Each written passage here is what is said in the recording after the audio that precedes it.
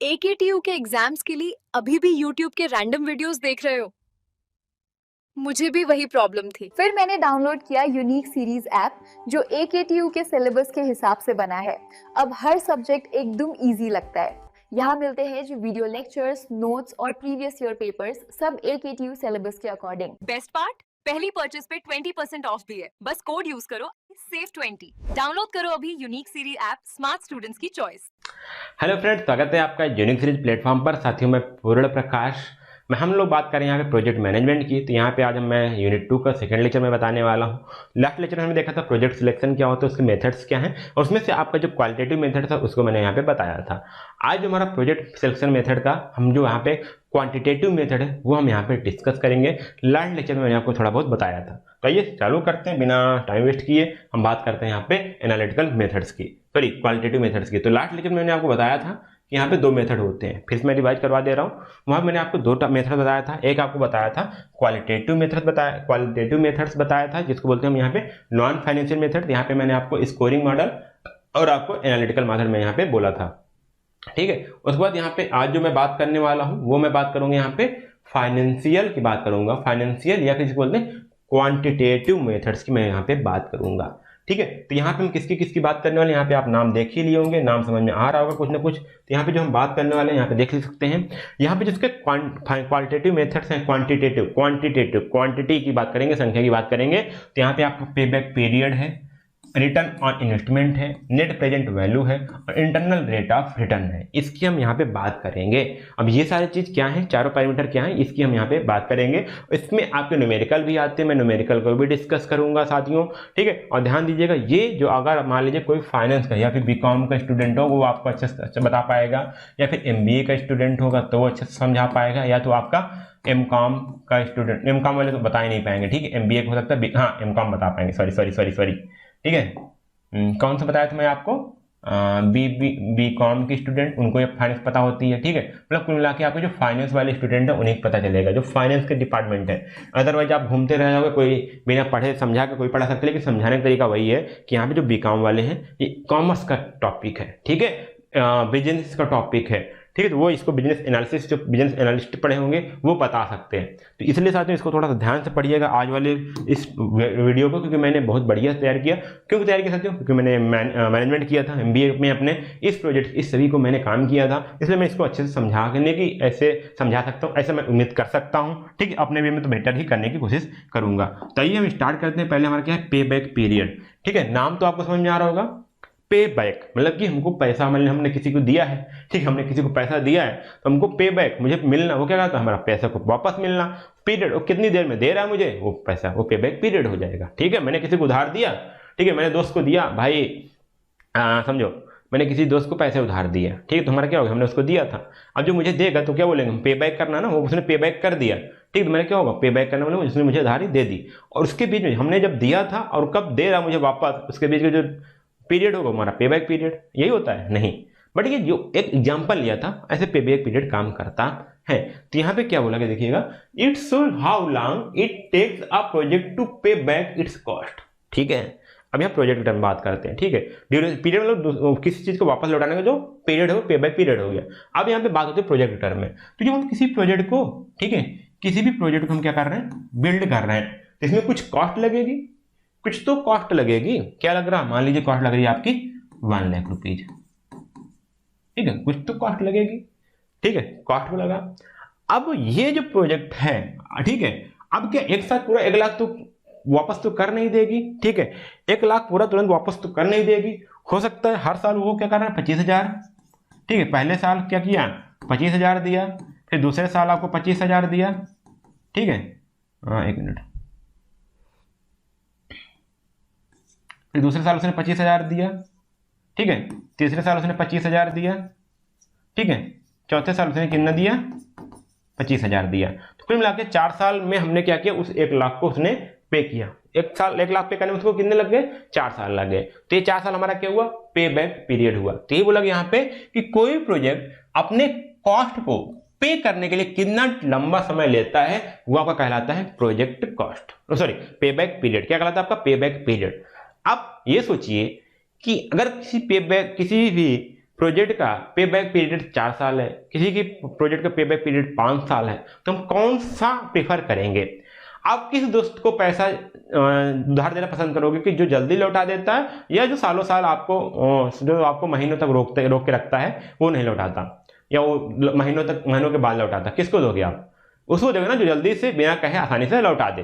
तो यही बात होती है कि जब हम पे बैक पीरियड हम ये चाहते हैं कम से कम रखें, ठीक है। जब ये कोई प्रोजेक्ट एग्जीक्यूट करते हैं तो हम ये चाहते हैं कि पे बैक पीरियड हमारा कम से कम हो। तो the payback period is the time required for a project to recover its initial cost from the cash inflow. तो यहाँ पे एक चीज मैं और वर्ड बता देता हूँ, अभी आपको कई बार आएगा। एक वर्ड आएगा आपका इनफ्लो, ठीक है, एक आएगा आपका इनफ्लो, एक आएगा आपका आउटफ्लो, ठीक है। एक वर्ड आएगा आपका इनफ्लो, एक आएगा आउटफ्लो। तो जब आपके पास से पैसा गया, ठीक है, जब आपके पास से पैसा गया तो क्या वो आउटफ्लो हुआ, ठीक, क्या हुआ आपका आउटफ्लो हुआ, पैसा गया, ठीक है, पैसा गया, किसके पास से गया? आपके पास, मतलब यू। ये सिंपल लैंग्वेज बता रहा हूं, जब आपके पास से पैसा गया वो क्या हुआ? आउटफ्लो हुआ। और जब प्रोजेक्ट पैसा जाएगा, ठीक है, पैसा जाएगा, कहां पे जाएगा? प्रोजेक्ट में जाएगा। अगर प्रोजेक्ट की टर्म बात करें तो पैसा आया,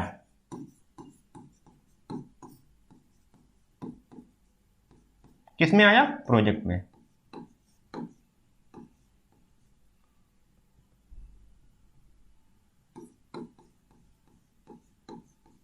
ठीक है, मतलब कि आपके पास से पैसा गया, ठीक है, तो क्या हुआ? आउटफ्लो। यदि आपके पास प्रोजेक्ट में पैसा आया, ठीक है, तो क्या हुआ? आउटफ्लो हुआ, ठीक है। दो चीज समझ में आया।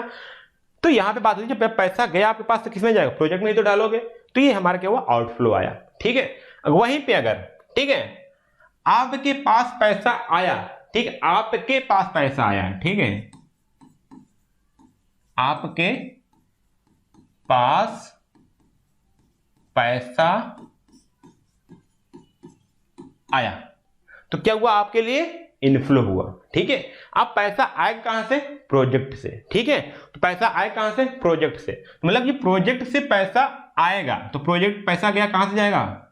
मतलब कि यहां पे प्रोजेक्ट से पैसा गया, ठीक है। इसको सिंपल समझ लेना, ठीक है। तो ये बात हुई। एक मिनट भाई, कंट्रोल जेड भी तो होता नहीं है। आपके पास, ठीक है, आपके पास पैसा आया, किससे? प्रोजेक्ट से। तो ये क्या हो गया साथियों?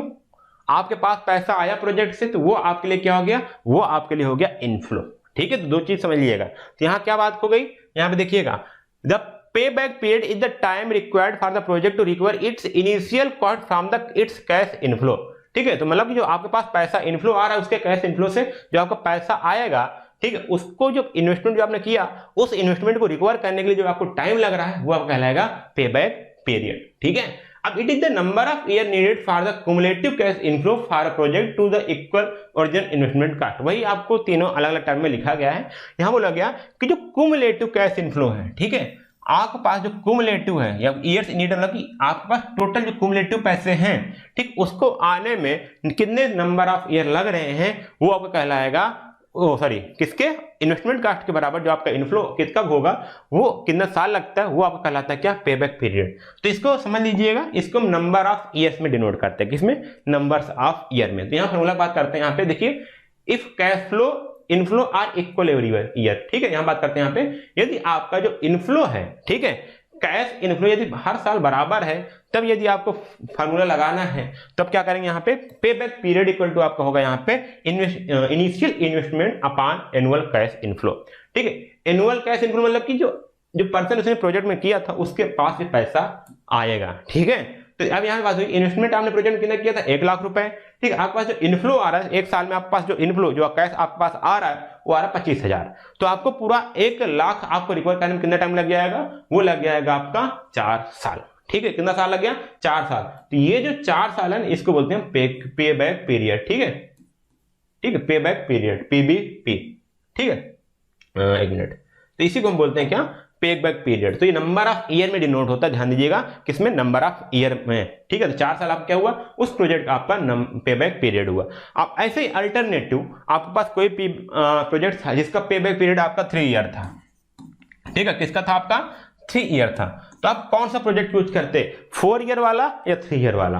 आप कहते हैं ऑब्वियसली मुझे पैसा ज्यादा तुरंत मिल जा रहा है और यहाँ पे 3 साल मुझे पैसा रिटर्न मिल जा रहा है, तो मैं इसको चूज करूंगा। हाँ, यही होता है कि हम ये चाहते हैं कि हमको पैसा जल्दी से जल्दी वापस मिल जाए, या फिर जिसका पे बैक पीरियड या कम होगा उसको हम यहाँ पे प्रोजेक्ट के लिए सिलेक्ट करेंगे। ठीक है, तो उम्मीद करता हूँ आपका पे बैक पीरियड वाला कॉन्सेप्ट क्लियर हुआ होगा। यहाँ पे एक चीज और था, अभी यहाँ पे क्या था कि वो क्या करता था कि जो हमारा इनफ्लो था हर साल बराबर आता था। ठीक है, तो आपने ऐसे निकाल लिया। हो सकता है आपका इनफ्लो कम ज्यादा हो सकता था, तब आप कैसे निकालते हैं इनफ्लो, उसकी मैं बात करता हूँ। ठीक है, यहाँ मैंने लिया एग्जांपल, लेकिन यहाँ थोड़ा दूसरे तरीके से आपको समझाने की कोशिश करूँ।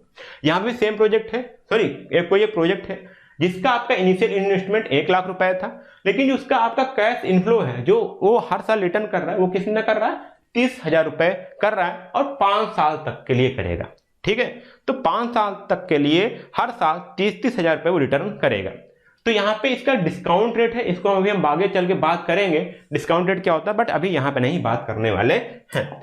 ठीक है, तो अब यहाँ इसका हमको पे बैक पीरियड कैलकुलेट करना है, तो हम कैसे करेंगे? तो यहाँ पे देखिए इन्वेस्टमेंट हमारा कितना, 1 लाख रुपए, कैश इनफ्लो हमको 30,000 पर ईयर मिल रहा है। तो जब हमारा पहला साल होगा तो प्रोजेक्ट कितना देगा हमको, अभी देखो 30,000 रुपए हमको मिले, लेकिन 1 लाख में से भी 70,000 हमें बाकी है। ठीक है, भी हमको 70,000 रुपए और चाहिए, तब हमारा रिटर्न कंप्लीट होगा। ठीक है, समझ लेते रहिएगा। हमको पहले साल कितना मिला, 30,000, बचा कितना, 1 लाख में से भी 70,000 मुझे बाकी है। ठीक है, जैसा समझ लो उधार ले लिए। ठीक है, प्रोजेक्ट को इसको हमने उधार दिया था, उसने मुझे 30 साल लौटा दिया, 30,000 लौटा दिया, बट अभी 70,000 हमारा बाकी है पहले साल। फिर दूसरे साल हमने क्या किया, दूसरे साल उसने फिर 30,000 लौटाया, तो अब कितना हो गया, मेरे पास 60,000 टोटल हमारा लौट आया है, लेकिन अभी हमारे पास 40,000 बाकी हुआ है। ठीक है, 40,000 भी हमारा इन्वेस्टमेंट बाकी है। अब तीसरे साल उसने फिर 30,000 लौटाया, तो टोटल कितना हो गया आपका, 90,000 हो गया, और रिमेनिंग कितना बचा, 10,000 बचा। ठीक है, अब यहाँ पे खेला स्टार्ट होता है। अब हमको सिर्फ कितना चाहिए, आपको 10,000 चाहिए उसमें से ROI पे बैक करने के लिए। ठीक है, रिटर्न चाहिए। अब देखिए वो देख कितना रहा है, वो आपका टोटल हर साल 30,000 दे रहा है, तो चौथे साल उसने फिर 30,000 दिया, तो टोटल कितना हो गया आपका, 1,20,000। बट आपको चाहिए कितना था टोटल, चौथे साल आपको सिर्फ 10,000 चाहिए था। ठीक है, तो अब यहाँ पे क्या करोगे, वो 10,000 लौटाने में उसको 1 साल नहीं कुछ महीने लगेंगे, तो उसको कैलकुलेट कैसे करोगे बात करिएगा। तो यहाँ पे समझिए, चौथे साल आपका जो इन्वेस्टमेंट था वो तो आपका रिकवर हो गया, हालांकि उसने आपको ज्यादा भी दिया 5वें साल तक। ठीक है, तो अब यहाँ पे देखिए हम बात क्या करेंगे कि हमको पे बैक पीरियड कहाँ पे आया, तो पे बैक पीरियड हम यहाँ पे टोटल 4 साल हमारा नहीं होगा, यहाँ पे हमको टोटल ये बात करनी है कि हमको कितने टाइम में हमारा पैसा वापस आ गया, जो हमने इन्वेस्टमेंट किया था उससे हमको ज्यादा नहीं लेना है 1 भी रुपए। तो हम यहाँ पे बात करेंगे हमारा टोटल जो 1 लाख रुपए था वो कितने दिन में हमारा कंप्लीट हुआ। तो 3 साल हमने 3 साल हमारा कितना हुआ, 90,000। ठीक है, हमको कितना चाहिए, 10,000 चाहिए, 10,000 हमने ऊपर किया, और हर साल कितना वापस आ रहा था, 30,000। तो 10,000 बटे 30,000 कर देंगे, ये रेट हो गया, स्लोप हो गया। ठीक है, जिसको बोलते हैं पार्सली आप स्लोप करके निकालोगे। तो 10,000 हमको चाहिए था और साल भर हमको 30,000 दे रहा था। ठीक है, तो हमको इसमें क्या निकलेगा, इसको आप सॉल्व करो तो यहाँ पे आएगा 3.33, तो मतलब 3.33 ईयर आएगा। इसको आप ऐड करो तो आएगा लगभग 3 साल 4 महीने यहाँ पे निकल के आएगा। ठीक है, तो यहाँ पे 10,000 हमको चाहिए था। ठीक है, 10,000 हमको चाहिए था, उसने दिया कितना, आपको 30,000 दिया, तो ये 10,000 को हमने रेट निकालना पड़ेगा ना, इस क्या रेट से उसने दिया, तो रेट हमने निकाला तो 3.33 ईयर आया। इसको जब आप ऐड करोगे या फिर महीने में चले जाओगे, साल और महीने में, तो लगभग आएगा आपका 3 साल 4 महीने। तो इस प्रोजेक्ट के लिए आपको जो पे बैक पीरियड हुआ कितना हुआ, 3 साल 4 महीने। ये चीज क्लियर हो गई, पे बैक पीरियड आपको कैलकुलेट करना आ गया, बधाई हो आप, इस टॉपिक में आप कहीं नहीं फंसोगे। ठीक है, इस टॉपिक में पे बैक पीरियड आप कभी नहीं फंसोगे। अब चलो आगे चलते हैं, हम बात करते हैं रिटर्न ऑन इन्वेस्टमेंट। क्या बात करेंगे हम, रिटर्न ऑन इन्वेस्टमेंट। तो ये क्या है आपको देखिएगा, और ROI is a financial metric used to measure the efficiency of an investment. ठीक है, यहाँ पे हम ये निकालते हैं कि हमने जो पैसा इन्वेस्ट किया उसकी इफिशियंसी का क्या है। It shows how much profit is generated related to the investment cost. तो यहाँ पे ये बात हो रही है कि हमने जो इन्वेस्टमेंट किया था उससे हम कितना प्रॉफिट जनरेट कर रहे हैं उसको ये बताएगा। ठीक है, रिटर्न ऑन इन्वेस्टमेंट, रिटर्न क्या होगा, हमको प्रॉफिट होगा, तो यहाँ हम प्रॉफिट की बात करेंगे। ठीक है, आगे चलते हैं। यहाँ पे क्या बात की जाती है, इसको हम परसेंटेज में एक्सप्रेस करते हैं। ठीक है, और जितना ROI हमारा ज्यादा आएगा उसका हमारा प्रॉफिट उतना ज्यादा है। Higher ROI, higher return on investment, हमारा हायर बेटर प्रॉफिटेबिलिटी। ठीक है, अगर हमारा ROI ज्यादा है, ठीक है, ROI आपका ज्यादा है तो प्रॉफिट आपका ज्यादा होगा। क्लियर ये चीज, ये दो चीज क्लियर हो, तो ROI ज्यादा है तो प्रॉफिट आपका ज्यादा होगा। ठीक है, चलिए अब यहाँ पे the project selection ROI help compare different project and choose the when with the best return. तो अभी हमारे पास काफी ज्यादा प्रोजेक्ट हैं, लिस्ट है, अल्टरनेटिव्स हैं, तो हम सभी की ROI निकालेंगे और उसमें से जिसका ROI ज्यादा होगा, जिसका रेट ज्यादा होगा, उसको हम सिलेक्ट करेंगे। तो ROI करने के लिए क्या है कि ये profitability measure that shows net return as a percentage of the investment cost. तो हमने जो इन्वेस्टमेंट कॉस्ट को इन्वेस्ट किया उसमें से कितना नेट रिटर्न परसेंटेज में कितना मिलेगा हमको, वो हम बात करते हैं यहाँ पे प्रॉफिटेबिलिटी में। तो अगर हमको ROI निकालना होगा तो क्या बात होगी, net profit upon investment into 100। ठीक है, कितना हमारा प्रॉफिट हो रहा है और कितना हमने इन्वेस्टमेंट किया था उसका हम परसेंटेज निकालेंगे। तो चलो यहाँ पे एग्जांपल लिया गया, जो हमारा इनिशियल इन्वेस्टमेंट था वो हमारा 2 लाख रुपए था और हमारा एवरेज एनुअल प्रॉफिट जो हर साल हमारा प्रॉफिट मिल रहा है वो 40,000 प्रॉफिट में आ रहा है। तो अगर हम ROI निकालेंगे तो 40,000 भागे 2 लाख, अच्छा हाँ, प्रॉफिट हमारा कितना हुआ 40,000 और टोटल जो आपका इन्वेस्टमेंट था 2 लाख रुपए था, तो इसका हमारा 100 से मल्टीप्लाई करेंगे तो आपका 20% जो है आपका ROI निकल के आएगा। मतलब कि आप अगर for every 100 invested the project return 20 रुपए प्रॉफिट एनुअली, मतलब कि अगर आप 100 रुपए इन्वेस्ट कर रहे हो तो आपको 20 रुपए प्रॉफिट मिल रहा है सालाना। तो ये आपका ROI निकल गया 20%। ठीक है, तो जितना आपका ROI ज्यादा होगा उतना ही आप क्या करोगे, उसमें आप प्रोजेक्ट में इंटरेस्टेड होगे उसमें इन्वेस्ट करने के लिए। तो ROI की बात यहाँ होती है, आप शार्क टैंक इंडिया देखते होगे तो वहां देखते लोग ROI की बात करते हैं। ठीक है, तो ये बात होता है आपका इनिशियल इन्वेस्टमेंट। इसका मैं दूसरा एग्जांपल ले लेता हूं जो मैंने आपको और दिखाया था, ठीक है, क्योंकि मैं एग्जांपल से इसको समझाने की कोशिश करूं तो ज्यादा बेटर रहेगा। अब यहाँ पे देखिए जो आपने दूसरा एग्जांपल लिया था वहां पे हमने क्या किया था, 1 लाख रुपए वहां पे इन्वेस्टमेंट किया था। ठीक है, और हमारा जो कैश इनफ्लो रहा था वो हर साल एवरी ईयर का था 30,000 पर ईयर आपको मिल रहा था 5 साल तक। ठीक है, वो प्रोजेक्ट की जो लाइफ थी वो 5 साल तक थी और उसको क्या कर रहा था 30,000 रुपए पर ईयर आपको, ठीक है, रिटर्न दे रहा था और वो 5 साल तक देता। अब इसलिए अगर हम बात करें यहाँ पे ROI हमारा कितना होगा तो कैसे होगा तो वो देखते हैं। देखो हमने लगाया कितना था, टोटल सिर्फ 1 लाख, लेकिन उस प्रोजेक्ट ने हमको दिया कितना, 30,000 दिया 5 साल तक। तो यहाँ बात होगी 30,000 इंटू 5, तो हमको उस प्रोजेक्ट ने कितना लौटाया, 1.5 लाख रुपए लौटाया। ठीक है, तो नेट प्रॉफिट कितना हुआ, हमको 1.5 लाख रुपए मिला, 1 लाख हमने लगाया था, हमको 50,000 का मुझे प्रॉफिट हुआ। कितने प्रॉफिट हुआ, 50,000 का। अब हमको ROI निकालना है तो क्या करेंगे, net profit upon investment into 100। तो नेट प्रॉफिट हमारा 50,000 हुआ, ठीक है, कितना 50,000 का, अपॉन इन्वेस्टमेंट हमारा कितना था 1 लाख रुपए इंटू 100। इसमें आपका जो ROI आएगा, रिटर्न ऑन इन्वेस्टमेंट आएगा, ROI आएगा, वो आएगा आपका 50%। ठीक है, तो 5 साल के लिए हमारा जो ROI है वो कितना हमारा 50% है। तो आपका रिटर्न ऑन इन्वेस्टमेंट तो आपको समझ में आ गया। ठीक है, ये ऐसे डाटा मिलेंगे, ऐसे क्वेश्चन आपको पूछा भी जा सकता है एग्जाम में। ठीक है, इसके लिए आप तैयार रहिए, इसलिए मैं साथ ही यहाँ पे इसको कवर करवा रहा हूं। तो आपको पे बैक पीरियड समझ में आ गया, आपको रिटर्न ऑन इन्वेस्टमेंट समझ में आ गया। अब हम बात करते हैं नेट प्रेजेंट वैल्यू की। ये थोड़ा सा आपको टेक्निकल लग सकता है, थोड़ा सा आपको कॉम्प्लिकेटेड लग सकता है, लेकिन मैं इसको हर तरह से प्रयास करूंगा इसको आसान बनाने की। अब कैसे बनाता हूं वो आप हमारे साथ देखिएगा। अब यहाँ पे देखिएगा एनपीवी जो कैपिटल बजटिंग मेथड, ठीक किसकी मेथड है, कैपिटल बजटिंग मेथड है, that measures the difference between the present value of cash inflow and the present value of the cash outflow over a life of project. ठीक है, अब आपको inflow तो outflow तो आपको समझाना नहीं पड़ेगा, बट यहाँ पे जो और चीजें हैं उसको मुझे समझाना पड़ेगा। ठीक है, 1 मिनट,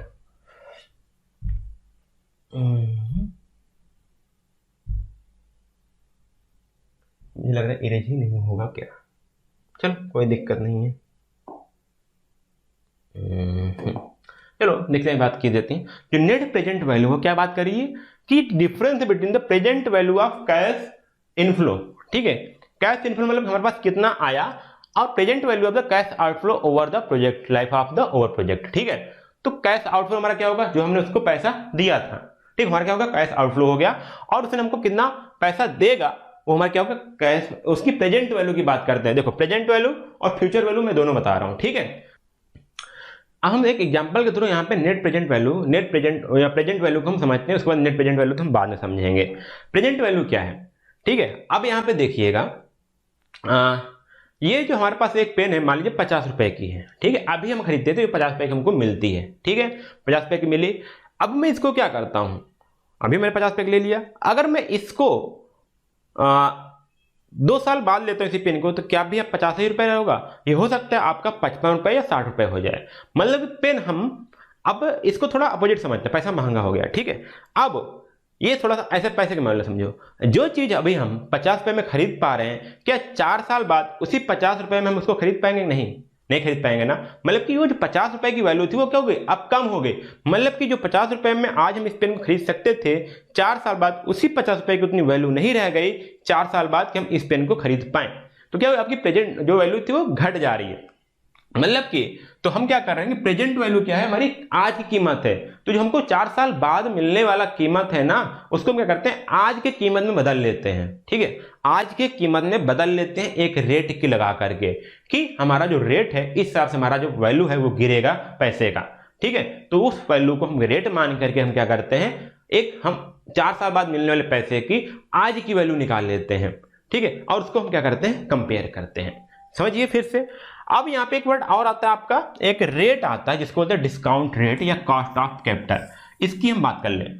अब मैंने क्या बात किया था कि हमने एक रेट लगाते हैं कि किस रेट से कम होने वाला है, क्योंकि अगर हमको 4 साल बाद हमको 4 लाख रुपए मिलने वाला है। ठीक है, मान लीजिए 2030 में हमको 4 लाख मिलने वाला है। ठीक है, और 2025 में उसकी वैल्यू कितनी होगी वो हमसे कोई पूछे और ये बताए कि जो हमारी वैल्यू है वो 10% के हिसाब से गिर रही है मतलब वो डिस्काउंट में चला जा रहा है। गिरना मतलब कि कम होना। तो जब किसी को डिस्काउंट देते हैं तो हमारा पैसा क्या करता है, कम हो जाता है ना। इसलिए इसको क्या बोल रहे हैं, इसको डिस्काउंट रेट बोल रहे हैं। तो जो रेट है वो 10% है।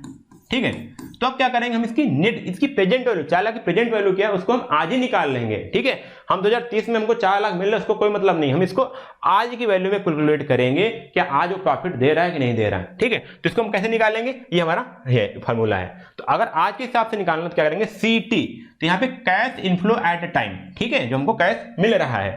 ठीक है, 1 + R आपका डिस्काउंट रेट है अपॉन T, और आपका यहाँ पे कैश आउटफ्लो है। ठीक है, अब यहाँ कैश आउटफ्लो मान लीजिए हमने किसी को उधार दिया।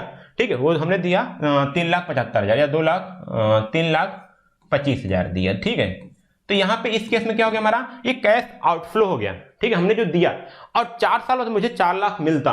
ठीक है, 4 लाख हमको मिलता, तो अब हम क्या करेंगे, इसकी वैल्यू अभी के हिसाब से निकालेंगे। अगर 3,25,000 से कम आ रही तो हम नहीं देंगे। ठीक है, अगर 3,25,000 से ज्यादा मतलब हमारे लिए प्रॉफिट होगा तो हम इसको पैसा उधार देंगे, अदरवाइज नहीं देंगे। और जो आम लोग होते हैं वो यही सोचेंगे कि चलो 3,25,000 मुझे 4 साल बाद 4 लाख मिल रहा है, बट हो सकता है उसकी वैल्यू उस टाइम पे 3,25,000 के बराबर ना हो। तो इसलिए यहाँ पे इसकी बात होती है नेट प्रेजेंट वैल्यू की। चलो थोड़ा सा कॉम्प्लिकेटेड बना दिया था, अब इसको आसानी से हम समझते हैं क्या बात हो रही है। यहाँ पे इसको कैसे कैलकुलेट करना है वो भी हम बात करेंगे। तो यहाँ पे बात क्या की, यहाँ पे समझिए फिर से कि यहाँ पे बात करिए आपको कैश इनफ्लो होने वाला है प्रोजेक्ट से, उसकी भी हम प्रेजेंट वैल्यू निकालते हैं। ठीक है, उसकी भी हम प्रेजेंट वैल्यू निकालते हैं, और जो आपके पास से पैसा जा रहा है उसकी भी प्रेजेंट वैल्यू निकालते हैं और दोनों कंपेयर करते हैं। तो जो डिफरेंस आता है वो हमारा क्या होता है, नेट प्रेजेंट वैल्यू होता है। तो देखिए यहाँ पे ये आपका इनफ्लो है, ये वाला पार्ट आप क्या है, इनफ्लो है, और ये आपका क्या है, आउटफ्लो है। देखिए यहाँ पे लिखा हुआ है CT क्या है, cash inflow at a time T। ठीक है, कोई समय है, और डिस्काउंट रेट उस टाइम पे इसका डिस्काउंट रेट क्या है, T हमारा टाइम पीरियड है, कितने टाइम में वो आपको पे बैक होने वाला है, और यहाँ पर CO क्या है, इनिशियल इन्वेस्टमेंट, या फिर इसको बोल सकते हो कैश आउटफ्लो। ठीक, कैश आउटफ्लो क्यों बोलते हैं साथियों, क्योंकि जब किसी चीज में इन्वेस्टमेंट करते हैं तो हमारा पैसा जाता है, जब पैसा जा रहा है तो क्या हमारे पास हुआ, वो आउटफ्लो हो रहा है। ठीक है, तो ये दो वर्ड हमारे पास सही हुआ। अब यहाँ पे देखिएगा डिसीजन कैसे लेते हैं, यदि हमारे पास जो NPV है, नेट प्रेजेंट वैल्यू है, वो 0 से ज्यादा है। ठीक है, तो मतलब कि हमारे लिए फेवरेबल कंडीशन है, प्रोजेक्ट को एक्सेप्ट कर सकते हैं। ये कब बात हो रही है, सिर्फ हमारे पास एक ही प्रोजेक्ट है तब की बात कर रहे हैं, अभी मल्टीपल प्रोजेक्ट की बात हमने नहीं किया। ठीक है, अब देखिए हमारे पास सिर्फ एक प्रोजेक्ट है, यदि हमारे पास उसका NPV नेट प्रेजेंट वैल्यू हमारा यहाँ पे 0 से ज्यादा आता है तो हमारे लिए क्या हो सकता है, प्रॉफिटेबल होगा, और वहां पे हमारे कंपनी में वैल्यू ऐड करेगा। अगर हमारे पास 0 से NPV कम होती है, सिंगल प्रोजेक्ट है, तब हम उस प्रोजेक्ट को कभी नहीं करेंगे। अगर हम करते हैं तो हमारे लिए लॉस रहेगा। ठीक है, अब यहाँ पर हमारे NPV 0 के बराबर है, तो इंडिपेंडेंट मतलब हमारे पास वैल्यू कोई ऐड नहीं करेगा, बट हमें ना तो प्रॉफिट होगा ना तो लॉस होगा। ये तो एक प्रोजेक्ट का था। यदि हमारे पास मल्टीपल प्रोजेक्ट हो तो हम देखेंगे जिसका NPV, ठीक है, जिसका NPV ज्यादा होगा वो हमको बेटर रिजल्ट मिलेगा। ठीक है, वो हमको बेटर रहेगा हमारे प्रोजेक्ट के सिलेक्शन के लिए। ठीक है, मल्टीपल प्रोजेक्ट में क्या रहेंगे, हमारे पास NPV ज्यादा होना चाहिए और उसको हम प्रोजेक्ट को सिलेक्ट करेंगे। चलो इसको हम एग्जांपल के साथ इसको देखते हैं कैसे हम NPV निकाल रहे हैं। ठीक है, इसको समझना आपके लिए बहुत जरूरी है, अदरवाइज आप कंफ्यूज हो जाओगे। तो यहाँ पे हम क्या कर रहे हैं, देखिए हमारे पास जो दूसरा एग्जांपल था उसी की हम बात करेंगे। तो हमारे पास जो इनिशियल इन्वेस्टमेंट था वो हमारे पास 1 लाख रुपए था, कैश इनफ्लो था हमारा 30,000 रुपए पर ईयर और 5 साल हमारा वो रिटर्न देता। अब यहाँ पे आप बात करेंगे डिस्काउंट रेट फॉर एनपीवी या आईआरआर। यहाँ पे हमने 10% ले रखा है। मैंने बताया क्यों ले रखा, क्योंकि हम एक रेट मानते हैं कि एक रेट से किसी भी ऑब्जेक्ट की जो वैल्यू है वो गिर रही है या किसी प्राइस की वैल्यू गिर रही है। जैसे मैंने बताया था, फिर से बताता हूं, जो ये पेन मैंने आज 50 रुपए में खरीद लिया, 4 साल बाद इसी पेन को मैं 50 रुपए में नहीं खरीद पाऊंगा। ठीक है, हो सकता है इसको मुझे 70 रुपए में 80 रुपए में खरीदना पड़े। तो क्या हुआ, इसकी वैल्यू नहीं गिरी है बट हमारी पैसे की वैल्यू गिरी है। दोस्तों समझिएगा, महंगाई आई, लेकिन हमारा क्यों महंगाई है, इसकी वैल्यू तो उतनी ही थी बट जो हमारी पैसे की वैल्यू है वो गिर गई। ठीक है, इसलिए यहाँ पे क्या हुआ, एक रेट लगता है किस रेट से गिर रही है, इसलिए इसको हम क्या बोल रहे हैं, डिस्काउंट रेट बोल रहे हैं। यहाँ पे वो हमारे लिए 10% यहाँ पे दे रखा है। ठीक है, ये समझ में आई।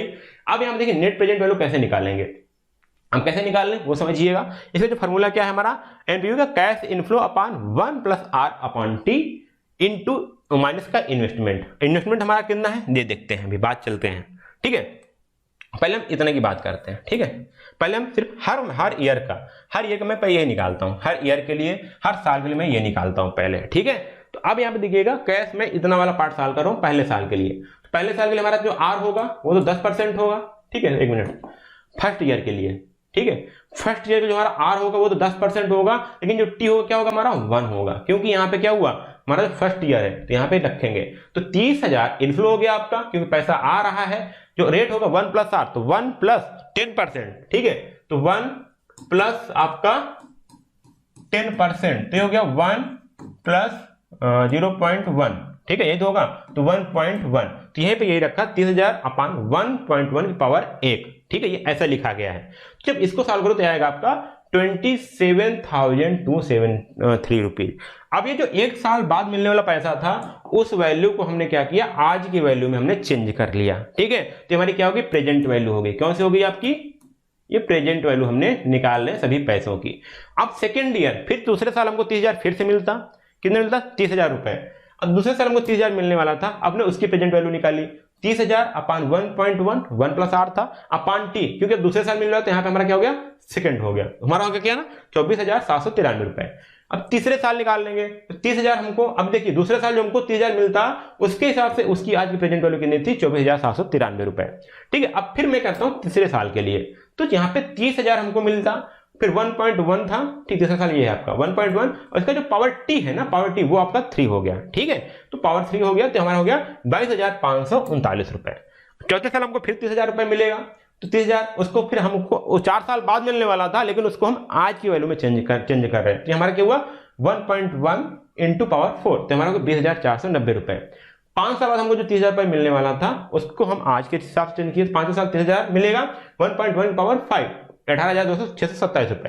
तो अब हमको ये सारी चीज क्या है, ये हमारी मिल गई प्रेजेंट वैल्यू। ठीक है, जो हमारे पास 2 साल बाद, 3 साल बाद, 4 साल बाद 30,000 रुपए मिलने वाला था उसको हमने क्या कर लिया, 5 साल बाद मिलने लगा।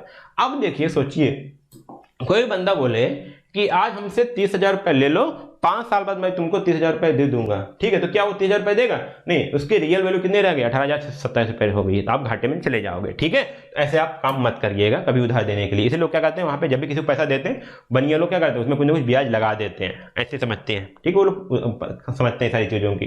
तो अब देखिए क्या बोला गया कि एनपीवी क्या है, जो आपका प्रेजेंट वैल्यू है, ठीक है, किसका, कैश इनफ्लो का, ठीक है, माइनस आपका जो इन्वेस्टमेंट है कैश आउटफ्लो प्रेजेंट में वैल्यू, उसकी भी, वो दोनों का डिफरेंस होता है। तो एनपीवी हमने निकाला, ठीक है, हमारी जो इनफ्लो था उसकी प्रेजेंट वैल्यू। ठीक है, प्रेजेंट वैल्यू किसकी, इनफ्लो की, माइनस हमने आउटफ्लो किया उसकी प्रेजेंट वैल्यू, क्योंकि साथियों हमने उसी साल निकाला तो आउटफ्लो तो उसके 1,000 के 1,000 रही, तो हमने को यहाँ पे 13,722 रुपए कितना फायदा हुआ। ठीक है, तो हमने माइनस किया तो हमको लगा 13,722 रुपए हमको रिटर्न ज्यादा मिले रहा है आज की ही वैल्यू में, मतलब कि क्या हमारा कंडीशन है वो हमारे लिए फेवरेबल है, इसलिए हमारा जो प्रोजेक्ट है वो एक्सेप्टेबल है। तो यहाँ बोला गया, इसका मीनिंग क्या निकला, द प्रोजेक्ट एट 13,722 रुपए वैल्यू इन टूडेज टर्म, तो इसलिए एक्सेप्ट द प्रोजेक्ट, मतलब आज ही अगर हम प्रोजेक्ट करते हैं तो मतलब कि आज की वैल्यू में 13,722 रुपए को ऐड कर रहा है।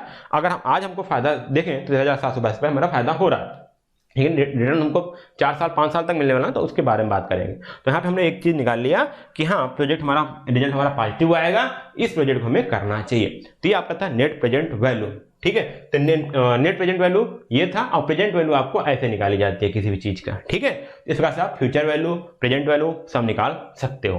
तो यहाँ पे एक चीज़ आपको ये समझ में आ गया नेट प्रेजेंट वैल्यू क्या है। थोड़ा सा लंबा खींचा मैं साथियों, उसके लिए सॉरी, बट आपको उम्मीद करता हूँ समझ में आ गया। अब यहाँ पे बात आती है IRR क्या होता है। ये थोड़ा सा आपको समझ में आ भी सकता है, नहीं भी आ सकता, आपके इंटेलेक्चुअल, आपकी जो बुद्धिमत्ता है, इंटेलिजेंस, उस पर डिपेंड करता है, ठीक है। अब यहाँ पे क्या हुआ, इंटरनल रेट ऑफ रिटर्न, यहाँ पे हम रेट निकालते हैं, वो रेट निकालते हैं जहां पे हमारा इनफ्लो और आउटफ्लो जीरो हो, ठीक है। अगर इसी केस में हम एनपीवी जो हमारी है, ठीक है, इसी केस में हमारा जो एनपीवी है इसको हम कर दे जीरो, ठीक है, इसको हम कर दे जीरो, और उसके बाद हम यहाँ पे एक रेट निकालें, ठीक है, इसका हम रेट निकालें, ठीक है, किस रेट में हमारा ये जीरो हो रहा है, और वो जो रेट आएगा उसको बोलेंगे हम internal rate of return. Simple सा बात है, सही मैं जो बताना चाहता हूं। देखो कैसे, एक मिनट देखो, चलिए हम आगे चलते हैं। पहले हम डिफिनेशन देख लेते हैं, पहले यहाँ पे थोड़ा सा थ्योरी पोर्शन देख लेते हैं, उसको हम इसको समझ लेते हैं। अब यहाँ पे क्या हुआ कि internal rate of return is the rate of return project is expected to generate. ये वो रेट है जो हम एक्सपेक्ट करते हैं कि हमारे पास प्रोजेक्ट क्या करे, जनरेट करे थ्रू द प्रोजेक्ट, ठीक है। प्रोजेक्ट से हमारा ये प्रोजेक्ट हमारा ये जनरेट हो, ये हमारा वो पोर्शन है। It is the discount rate at which the present value of inflow equal to the investment cost.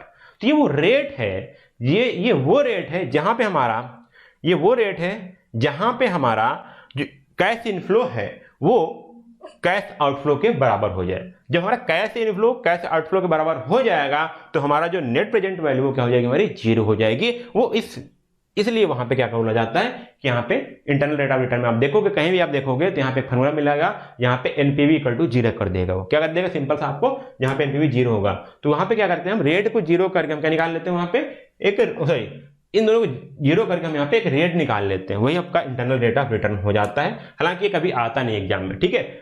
In the other words it shows the maximum return of a project can give without making loss. ये वो बात करता है कि बिना loss बनाए वो कितना मैक्सिमम रिटर्न दे सकता है, वो हमें हमको ये बताता है इंटरनल रेट ऑफ रिटर्न। और यहां बताता है कि यदि आपका, ठीक है, ये बता रहा है आपका कि यदि आपका internal rate of return project is earns accept if IRR is higher than the cost of capital.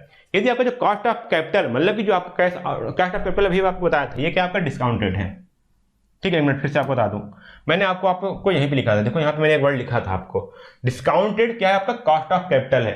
सिर्फ ये देखिए इन्वेस्टमेंट आपका अलग है, कॉस्ट ऑफ कैपिटल आपका क्या है, परसेंट में आएगा अभी आपका। तो क्या आएगा आपका कॉस्ट ऑफ कैपिटल किसमें दिया रहेगा, परसेंट में दिया रहेगा, जिसको आप आर बोलोगे, ठीक है।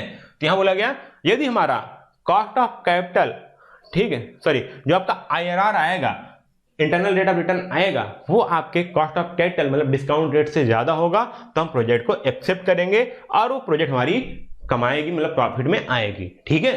अब ये देखिए डिसीजन रूल क्या है, यहाँ पे फिर समझ सकते हैं आप, ठीक है। IRR greater are equal to cost of capital, तो हम प्रोजेक्ट को एक्सेप्ट करेंगे। यदि हमारा IRR कॉस्ट ऑफ कैपिटल या फिर इसको बोल सकते हैं डिस्काउंट रेट, ठीक है, ये आपका क्या है डिस्काउंट रेट से अगर कम है तो हम क्या करेंगे, प्रोजेक्ट को रिजेक्ट कर देंगे। सिंपल सी बात ये है। आइए हम थोड़ा सा इसको न्यूमेरिकल पोर्शन भी देख लेते हैं, आपको चीजें समझ में आ जाएंगी। देखिए अभी तक जो हम पढ़ रहे थे, ठीक है, वहां हम यही प्रॉब्लम पढ़ते हुए आ रहे हैं। 1 लाख हमारा इन्वेस्टमेंट कॉस्ट था, ठीक है, 30,000 रुपये पर ईयर के हिसाब से 5 साल तक प्रॉफिट, मतलब जो हमारा इनफ्लो था, प्रोजेक्ट हमको दे रहा था, और उसका जो डिस्काउंटेड रेट था वो हमारा क्या है 10% है। अब इसी डिस्काउंटेड रेट को ही हम बोलते हैं क्या, कॉस्ट ऑफ कैपिटल, ठीक है। ये हमारा डिस्काउंटेड रेट जो है वही हमारा क्या है, कॉस्ट ऑफ कैपिटल है, ठीक है। ये हमारा क्या है, कॉस्ट ऑफ कैपिटल है। इस डिस्काउंट रेट को ही हम कॉस्ट ऑफ कैपिटल बोलेंगे। अब हम देखेंगे कि हमारा जो IRR है वो कितना है, तो हमने निकाला, ठीक है। अगर हम कैलकुलेट करेंगे, कैसे कैलकुलेट करेंगे ये ध्यान दीजिएगा। यदि आप कैलकुलेट करना आता हो तब कैसे कैलकुलेट करोगे, जो हमारा फार्मूला था क्या था, NPV था, ठीक है। NPV इक्वल टू हमारा क्या था, समेशन ऑफ कैश इनफ्लो, ठीक है, एक मिनट, CT था, CT upon 1 plus R power T minus का आपका था इन्वेस्टमेंट, ठीक है। ये इसका जो न्यूमेरिकल होता है थोड़ा सा आपको लेंदी पड़ेगा, इस वजह से इसका न्यूमेरिकल कहीं पूछा नहीं जाता है, मैं आपको सिंपल सा ऐसे बता दे रहा हूँ। अब हम क्या करेंगे, यहाँ पे एनपीवी की जगह हम क्या करेंगे, इसको हम 0 रखेंगे। ठीक है, तो अब देखिए हमको कैश इनफ्लो मिलेगा, ठीक है, कैश इनफ्लो मिलेगा, इन्वेस्टमेंट मिलेगा, दोनों हमको पता रहेंगे। अब उसको हम 0 करके हम क्या करेंगे, एक रेट ऑफ रिटर्न, यहाँ जो आर है उसको फाइंड आउट करेंगे। तो अब यहाँ पे जो रेट ऑफ रिटर्न होगा वो हमारा क्या होगा, अगर ये हमारा एनपीवी 0 हो गया, समझ लीजिए, रुक मैं फिर इसको सॉल्व कर देता हूँ, एक लाइन और लिखना है बस। ठीक है, इसको मैं भी रहता हूँ ऐसे। यदि हमारा क्या हो जाएगा, यदि हमारा एनपीवी 0 हो गया, ठीक है, एनपीवी हमारा क्या हो जाएगा, 0 हो जाएगा। समझ नहीं आ रहा हो, बड़ा समझिएगा। अब ये क्या हो जाएगा, अगर हमारा एनपीवी 0 हो गया तो हमारा जो यहाँ पे जो रेट आएगा ना, वो हमारा क्या हो जाएगा, इंटरनल रेट ऑफ रिटर्न हो जाएगा। तो हम इसको लिखते हैं, एनपीवी तो हमारा 0 इक्वल टू क्या फॉर्मूला बनेगा, summation of C T upon 1 plus I R R की पावर टी माइनस का इन्वेस्टमेंट। ठीक है, ये आपका यहाँ फॉर्मूला बनेगा जब आपको आईआरआर निकालना हो। तो आपको यहाँ पे देखिए कैश इनफ्लो आपको निकालना पड़ेगा हर साल को मिला करके, उसका समेशन करना पड़ेगा, इन्वेस्टमेंट निकालना पड़ेगा। अब इसको यहाँ से फिर आईआरआर आप रेट ऑफ रिटर्न निकाल लोगे, ये आपका ऐसे निकलता। और फिर जब आपका आईआरआर जो था आपका, यदि आपका डिस्काउंट रेट से ज्यादा है तब आप प्रोजेक्ट को एक्सेप्ट करोगे, अदरवाइज क्या करोगे, उसको आप क्या करोगे, रिजेक्ट कर दोगे। तो आइए हम इसको आगे भी समझते हैं थोड़ा सा इस क्वेश्चन को लेकर के। तो हमने क्या बात किया, अब अगर हम 10,000 रुपए, अगर हमारा जब डिस्काउंट रेट 10,000 रुपये था तो हमको 13,722 रुपये प्रॉफिट हो रहा था, वो हमने यहाँ पे देख लिया था। कहाँ पे हमने देखा था, आपने देख चुका था यहाँ पे 10% में आपको कितने मिल रहा था, 13,722 रुपये पॉजिटिव था। ठीक है, फिर हमने इसी प्रकार से आपको डिस्काउंट रेट 15% पे अगर हमने निकाला, ये ट्रायल एंड एरर मेथड से होता है साथियों, बहुत इसमें जिसका क्वेश्चन आपने क्वेश्चन सॉल्व करने लगोगे तो नहीं हो पाएगा। तो यहाँ पे इन्होंने 15% निकाला, तो यहाँ पे एनपीवी कितना आया, माइनस का 3,576। अभी पॉजिटिव था और यहाँ पे निगेटिव चला गया, इसलिए अगर हम लगभग 13 से 14% की बात करेंगे, ठीक है, तब यहाँ पे लगभग आएगा एनपीवी आपका 0 आएगा। ठीक है, तब आपका यहाँ पे एनपीवी 0 आएगा। मतलब कि यदि आप यहाँ पे आप आईआरआर अगर आप 14% या 13% कुछ रखोगे तब ये लगभग 0 के बराबर आएगा। तो इन्होंने एक माना कि इसलिए यहाँ पे इन्होंने सॉल्व किया और बोला कि जो आईआरआर आ रहा है वो 13 से 14 के बीच में आ रहा है। तो इन्होंने एक ले लिया कि project earns around the 13.5% of the return rate. तो यहाँ पे जो आपका रिटर्न रेट आ रहा है, आईआरआर आ रहा है, वो आपका कितना आ रहा है, 13.5% आ रहा है। तो अब ये जो 13.5% है वो 10% से ज्यादा है ना, जो आपका कॉस्ट ऑफ कैपिटल है या जो आपका डिस्काउंट रेट है उससे आपका ज्यादा है। ठीक है, इसलिए बोला गया कि आप प्रोजेक्ट गुड है, आप इसके लिए इसको एक्सेप्ट कर सकते हो। तो यहाँ पे ऐसे पैरामीटर आपके डिफाइन होते हैं। तो आईआरआर आपको यहाँ पे निकालना मुश्किल हो जाएगा, इसलिए साथियों ये न्यूमेरिकल आता नहीं है, बट इसके आगे वाले आपके पेबैक पीरियड निकालना, ठीक, आपका आरओआई निकालना, आपका एनपीवी निकालना, वो वाले न्यूमेरिकल आपके लिए आ सकते हैं। तो उसकी आप तैयारी कर लीजिएगा। अभी ये चीज एक बार और मिलेगी तो हो सकता है मैं आपको और अलग लेवल की आपको न्यूमेरिकल यहाँ सॉल्व कराऊं, तो उससे आप परेशान मत होइए, उससे आप घबराइएगा नहीं। ठीक है, तो आज हमने क्या क्या बात किया वो मैं बात कर देता हूँ यहाँ पे। चलिए, ठीक है, बस इतना ही था। स्टार्ट किया साथियों, आज जो मैंने बात किया वो मैंने बात किया था कि जो फाइनेंशियल क्वांटिटेटिव मेथड है वो कौन कौन से हैं हमारे। तो उसमें मैंने बात किया था पेबैक पीरियड की, मैंने बात किया था पेबैक पीरियड क्या होता है, फार्मूला देख लीजिएगा। इनिशियल इन्वेस्टमेंट मान द एनुअल कैश इनफ्लो वो है कि जो हमारे पास पैसा आ रहा है, ठीक है, मतलब प्रोजेक्ट से पैसा हमारे पास आ रहा है। और आउटफ्लो वो है जो प्रोजेक्ट में पैसा जा रहा है हमारे पास से, ठीक है, हमारे हाथ से प्रोजेक्ट में पैसा जा रहा है, वो आपका आउटफ्लो हुआ। ठीक है, आगे बात किया हमने एग्जांपल की, मैंने बात ही कर दिया था। रिटर्न ऑन इन्वेस्टमेंट की बात किया कि उस पर हमारा प्रॉफिट कितना हो रहा है टोटल आरओआई पे, ठीक, कितना वो हमको रिटर्न दे रहा है, कितना परसेंट दे रहा है, हमारा आरओआई हुआ था। फॉर्मूला क्या था, net profit upon investment into 100। यहाँ पे हमने किसकी बात किया, प्रॉफिट की यहाँ पे हमने बात किया हुआ है। किसकी बात की, हमने प्रॉफिट की बात किया। आगे बात करेंगे यहाँ पे हमने बात किया नेट प्रेजेंट वैल्यू की, हमने बात किया था। नेट प्रेजेंट वैल्यू हमारा क्या है यहाँ पे, उसकी बात किया। ठीक है, यहाँ पे इसका फॉर्मूला देख लीजिएगा, इसको देखिएगा, ये डिसीजन रूल क्या है आपका, उसका हमने बात किया। यदि हमारा एनपीवी 0 से ज्यादा है तो प्रोजेक्ट एक्सेप्ट करेंगे। ठीक है, एनपीवी अगर हमारा 0 बराबर है तो प्रोजेक्ट हमारा ना तो प्रॉफिट देगा ना तो लॉस देगा। यदि हमारा एनपीवी 0 से कम है तो प्रोजेक्ट को रिजेक्ट कर देंगे, किसी भी हालत में उसको आगे नहीं बढ़ाएंगे। उसको निकालने का तरीका साथियों ये वाला मेथड था, आपको ज्यादा बेटर लगेगा। ठीक है, इसलिए मैंने साथियों इसको न्यूमेरिकल समझ लीजिएगा, एक बार लगाइएगा, क्वेश्चन को सॉल्व करिएगा। उसके बाद मैंने बताया था internal rate of return. Internal rate of return वो रिटर्न है, वो रेट है जिसपे ना तो हमको यहाँ पे नेट प्रेजेंट वैल्यू हमारी 0 होगी, और ये बताता है कि हमारा जो हमारा प्रोजेक्ट है, हमारा प्रोजेक्ट है वो डिस्काउंट रेट से कितना हमको ज़्यादा रिटर्न देगा, डिस्काउंट रेट से। तो यहाँ पे कॉस्ट ऑफ कैपिटल का दूसरा नाम क्या हमारा डिस्काउंट रेट है, ठीक है। कॉस्ट ऑफ कैपिटल का दूसरा नाम क्या हमारा कॉस्ट ऑफ कैपिटल का दूसरा नाम क्या हमारा डिस्काउंट रेट है। तो जिस डिस्काउंट रेट से हमको हमारा जो प्रोजेक्ट है कितना परसेंट हमको ज़्यादा रिटर्न देगा, वो हमारी बात करता है IRR की। यदि हमारा IRR, ठीक है, कॉस्ट ऑफ कैपिटल या डिस्काउंट रेट से बराबर या ज़्यादा है तो हम प्रोजेक्ट को एक्सेप्ट करेंगे, अदरवाइज हम प्रोजेक्ट को निगलेक्ट कर देंगे, ठीक है। ये बात हमारी थी, आज हमने बात किया, इसका न्यूमेरिकल हमने देखा। बट ये था साथियों हमारा फाइनेंशियल या फिर quantitative method of the project selection. तो थोड़ा सा लेंदी क्या होगा, थोड़ा सा न्यूमेरिकल रहा होगा, इसको आपको समझना है, इसको आपको एग्जाम में लिखना भी, क्वेश्चन भी आ सकता है, इसकी आप तैयारी कर लीजिएगा। अभी आपको ये सारे टॉपिक एक बार और आएंगे, जहां पे मैं पढ़ाऊंगा DCF method, discounted cash flow method में आपके न्यूमेरिकल फिर से आएंगे, तो हम इसको फिर से समझाऊंगा, ठीक है। तो ये भी यहाँ थोड़ा एक बार न्यूमेरिकल समझ लीजिए, कोई क्वेरी होगा तो वहां भी आप समझिएगा, वो भी क्लियर हो जाएगा। वहां से मैं कुछ और थोड़ा सा डिफिकल्ट क्वेश्चन लाऊंगा ताकि वो भी सारी चीजें क्लियर हो जाए। तो चलिए फिर मिलते हैं आपको अगले लेक्चर में, तब तक के लिए धन्यवाद, जय हिंद।